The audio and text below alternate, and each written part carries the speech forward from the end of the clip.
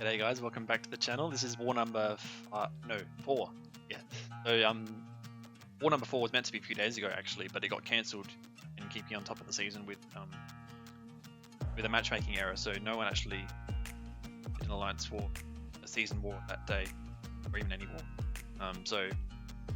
But we're back at it again today. This is the 4th war of the season during when the 5th one would take place, and we're up against Matrix. Now Matrix are a really strong ally. They normally finish pretty high in Masters and usually even top 3, so definitely got a lot of tough fights today. 6 in total. We've got there was a Ghost and Torch ban, which is pretty common. I think that's had that pretty much every war. And then the 3rd champion is usually a bit up in the air. Today it's White Mags, but that's fine. We're going to be rolling with our rank 3 Nick and Doom, and also our 5-star Dr. Octopus. One fight to the end. And so we're going to be starting off on path 5. We've got a Thing here, and it's Ebb and Flow knockdown. So now Nick isn't really a go-to Nick Thing counter, because obviously Thing is fully bleed immune. But he also goes, on this node, he goes debuff immune on knockdown. So before they changed the nodes here, I would have used Omega Red. He would have smashed this Ebb and Flow knockdown thing, but Omega Red really would be quite horrible here, the nodes. And another option would have been Falcon, but there's Force of Will, so we can't reduce Thing's ability accuracy. So it kind of, it fell on Nick's shoulders to take this fight. And it is a very, very slow fight for Nick, but it is very safe because, well, for a couple reasons. The main one being our ability to just manage Thing's rock stacks, because Nick's, while we can't actually bleed him when we'd be bleeding him, we remove 3 rock stacks. And there's obviously a bit of a cooldown, but we can safely manage his rock stacks. We've only maxed it out once so far, got to 15 once so far, and that took like 35 hits. So, and that was with me hitting into the block hit. So yeah, this is really safe. We are going to be knocking him down as much as possible just to get rid of that protection, because there's no need for us to have it up. I'd much rather have a 40% fury than him having 60% protection. And we do have to deal with the debuff immune, but it's not really a big issue. We can just bait out heavies if we need to by him hitting into our block. Not going to be a big issue. And yeah, so like I said, it is a pretty slow fight, but it is extremely safe. It takes a lot for us to do wrong, for us to die. If we do get into a second life, we'd have a bit of trouble triggering protection a lot, but we have no danger of going anywhere near our second life in this fight. So we do a quick knockdown there, get rid of the protection, and throw a special 3. Doesn't really do too much damage, but it is more than a 5-hit combo, obviously. And yeah, so we're almost at 100 hits now. That's pretty wild for a Nick Fury fight in war, especially as a rank 3 boosted. You really don't see that very often, but yeah, you will in this fight. So yeah, it is pretty boring, but it is really safe. And yeah, there we go, down just under 3 minutes. So yeah, I was pretty happy with that solo. Very, very clean.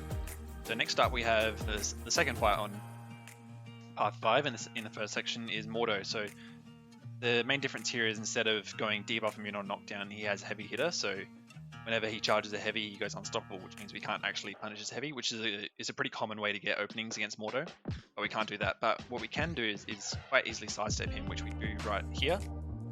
And that's a very, very simple way to get our openings here, because Mordo has a very, very big reach on his dash attacks. He does throw a heavy there, but we're able to avoid it.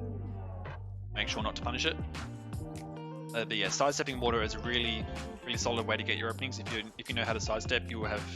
It's another way to counter Mordo if you can't punish his heavy or whatever. So we build up to a special 3 now. Throw that with the passive furies. This is going to do quite a bit of damage. We'll stun him passively, so he can't shrug that passive stun. The debuff. We're still at a full yellow bar, so it's going really, really well so far. And we're going into a full Doom cycle now. Unfortunately, the special 1, I threw it a tiny bit too early, so it didn't actually remove the protection once that came back.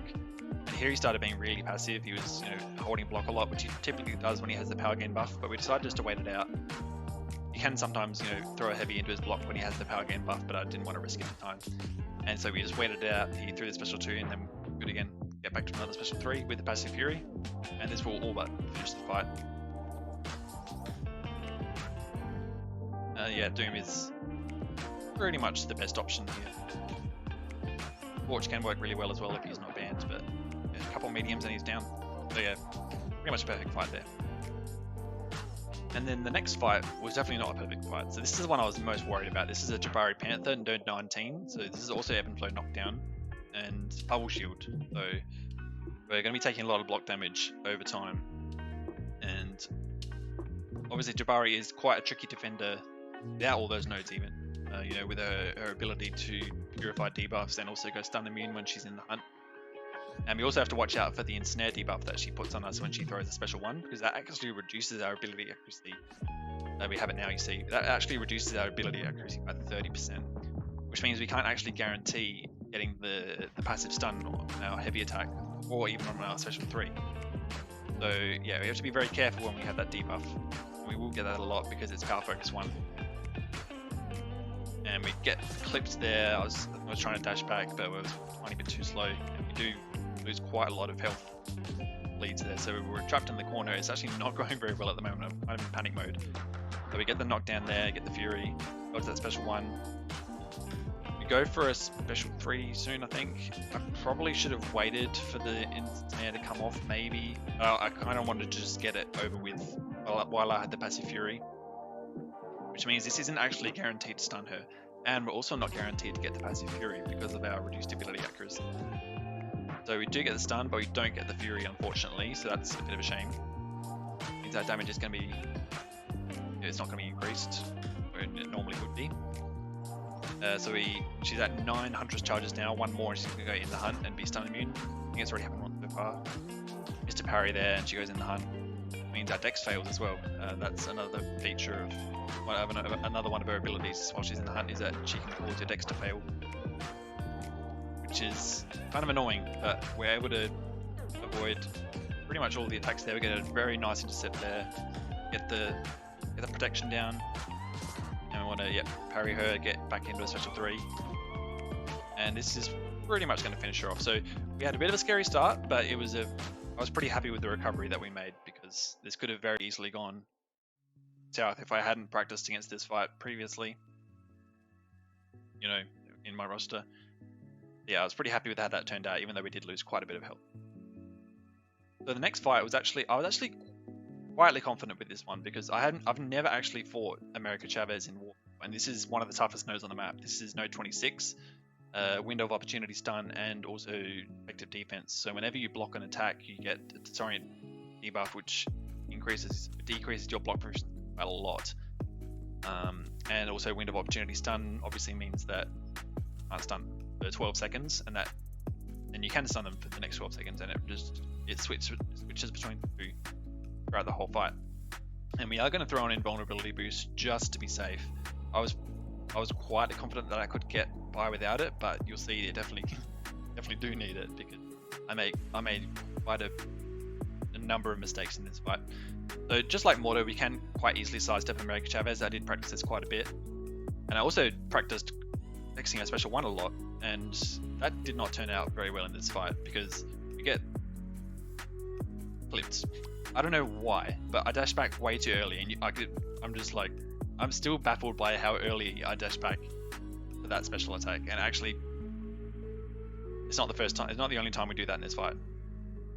So she throws a heavy. I don't really want her to do that, because that reduces our combat power rate, but she does 2 at times actually. We really wanted to throw that special 1. We get the dex there. In the practice sessions, I was able to punish her special 1 with light attacks, but I don't know why, but it didn't work there. Maybe I was just dash back twice, I think, maybe. And we're not in a good spot here. We're trapped in the corner. She's got a special 2. I'd stupidly punished the first hit of her heavy when I shouldn't have. I should have just dodged the whole thing, because now she has 2 of her zones active. I can't dodge the special 2, so we get that pushed into our second life. And I don't know why I tried to dash that, but we lost even more health. Throw the special 3 just to get her off our ass. And at this point, I'm like, yeah, we're surely going to win this. We're fully stun immune now. We've got ridiculous damage. She's not even, the window of opportunity is down. All we have to do is bait out the special one. Right now, please throw it. And there we go. Yep, easy dodge. No. I did the exact same thing. I was like dumbfounded by how badly I dodged that special attack. Twice in that fight. And I was like, I just couldn't believe it when I watched it back. I was like, how did I mess up that badly? I practiced this.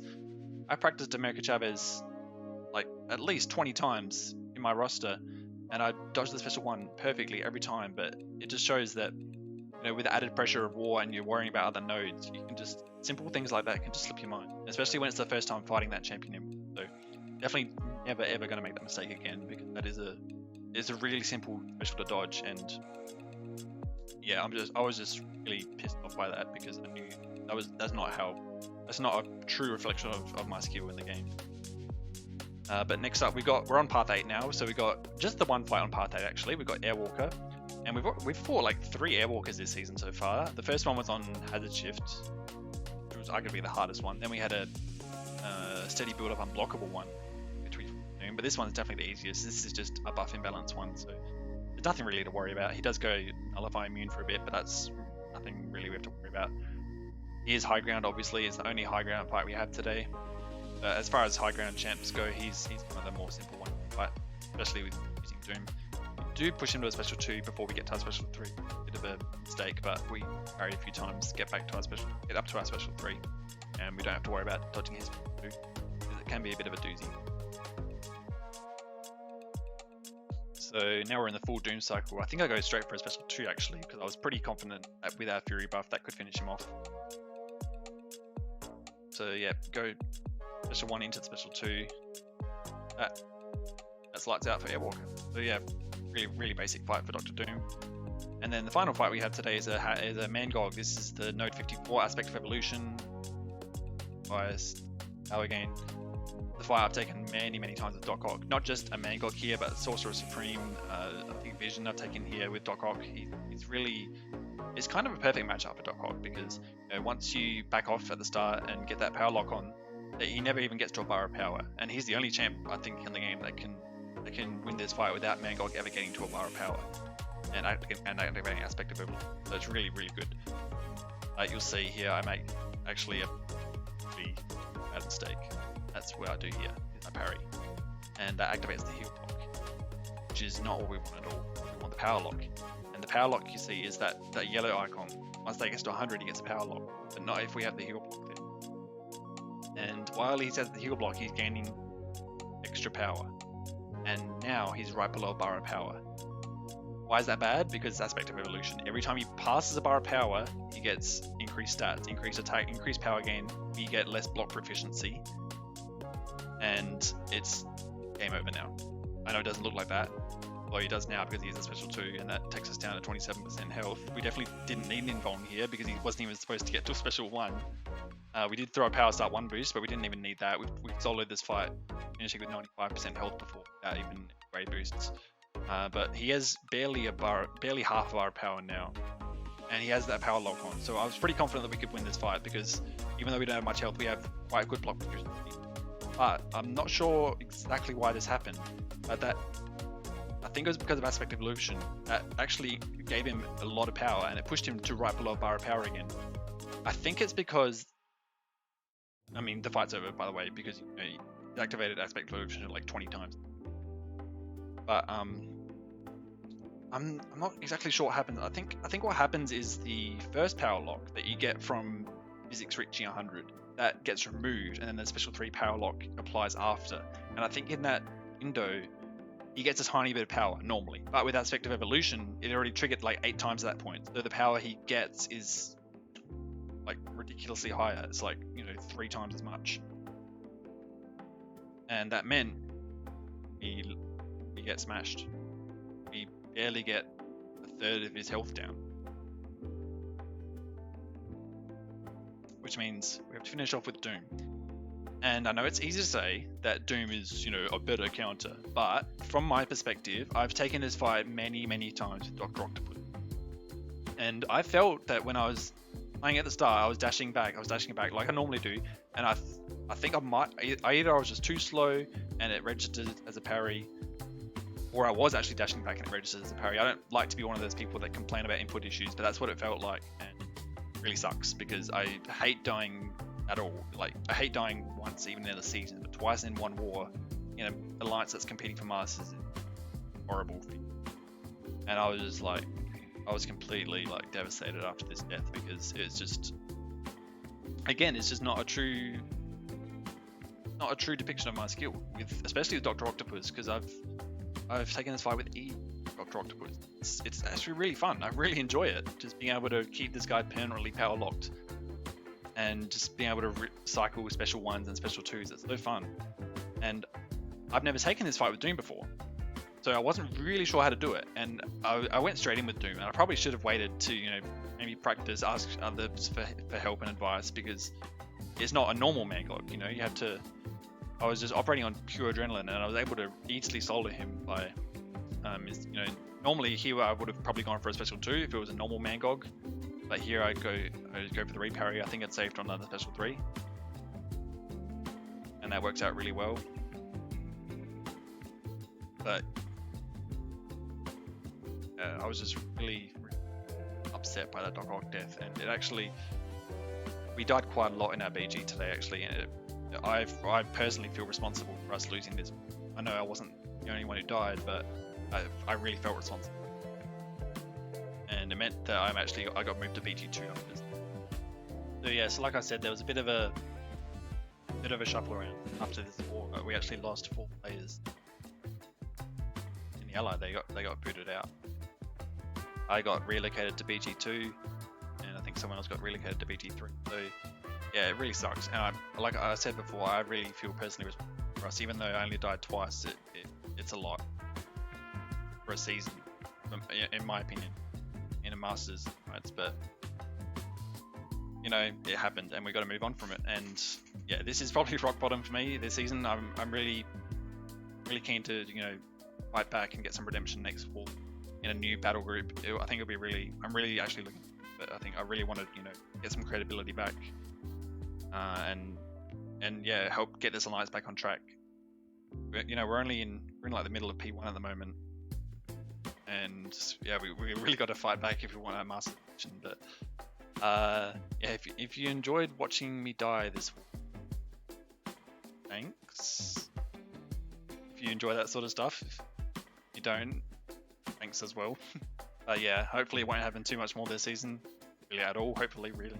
But yeah, thank you guys for watching, and I'll see you in the next one.